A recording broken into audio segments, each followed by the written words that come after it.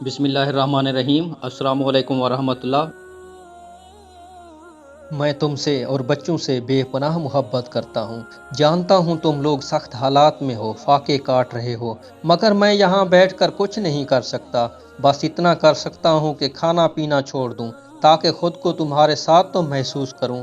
یہ وہ خط تھا جس نے سینٹرل جیل کراچی کی انتظامیہ کو مشکل میں ڈال دیا۔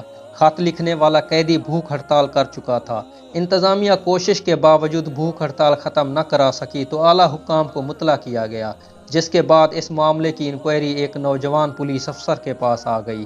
یہ قصہ پولیس افسر نے سنایا۔ پولیس افسر کے مطابق میں نے خط پڑھا تو بے چین ہو گیا، فائل اپنے گھر لے گیا اور وہ خط اپنی اہلیہ کو دکھایا تو وہ رونے لگی۔ میں نے اس قیدی کی فائل پڑھی، وہ قیدی ڈکیتی کے الزام میں سزا بھگت رہا تھا۔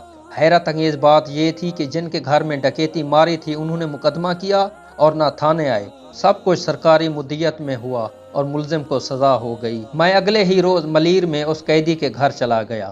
اس کی اہلیہ اور 3 بچے ملیر کھوکھرا پار میں ایک کمرے کے ٹین کی چھت والے گھر میں رہتے تھے۔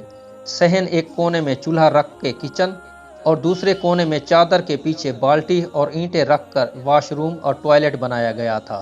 میں نے قیدی کی اہلیہ سے تفصیلات پوچھی تو وہ کہنے لگی کہ وہ گدھا گاڑی چلاتا تھا۔ کراچی کے خراب حالات کے دوران فائرنگ سے اس کا گدھا مر گیا۔ وہ کئی دن تک مزدوری ڈھونڈتا رہا مگر اسے کام نہ ملا۔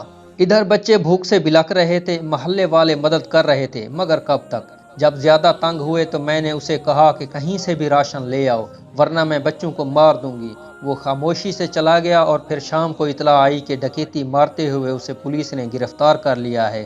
وہ ڈکیت نہیں ہے، اسے میں نے ڈاکو بنا دیا، خاتون روتے ہوئے بتا رہی تھی۔ اس کے گھر کی حالت خاتون کے بیان کی گواہی دے رہی تھی۔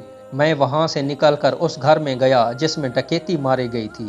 انہوں نے جب تفصیلات بتائیں تو میرے ہوش اڑ گئے۔ انہوں نے بتایا کہ دوپہر کے وقت گھر میں خواتین تھیں۔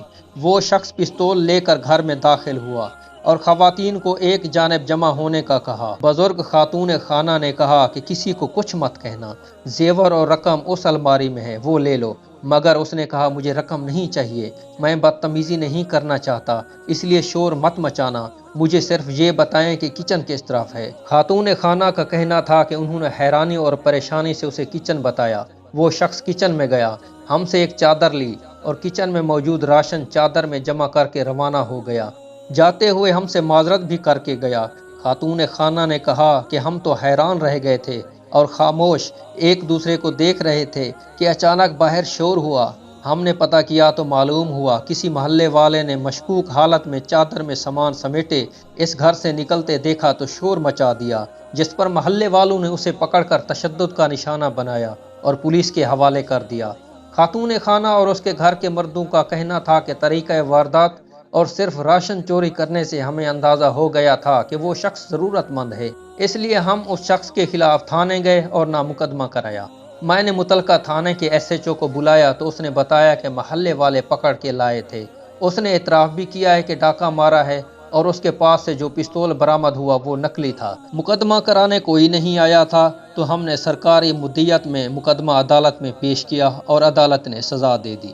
میں نے انکوائری رپورٹ تیار کی، ساتھ ہی اس گھرانے کے افراد کے بیان لگائے جن کے گھر ڈکیتی ہوئی تھی اور تفصیل اعلیٰ حکام کو بھیج دی۔ مقدمہ عدالت میں دوبارہ چلا۔ اس شخص کو چند دن میں ہی ضمانت اور کچھ عرصے بعد رہائی مل گئی۔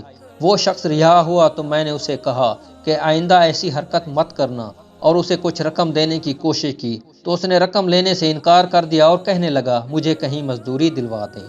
اب وہ شخص اپنے گھر کی قریبی پولیس چیک پوسٹ پر سویلین ملازم ہے۔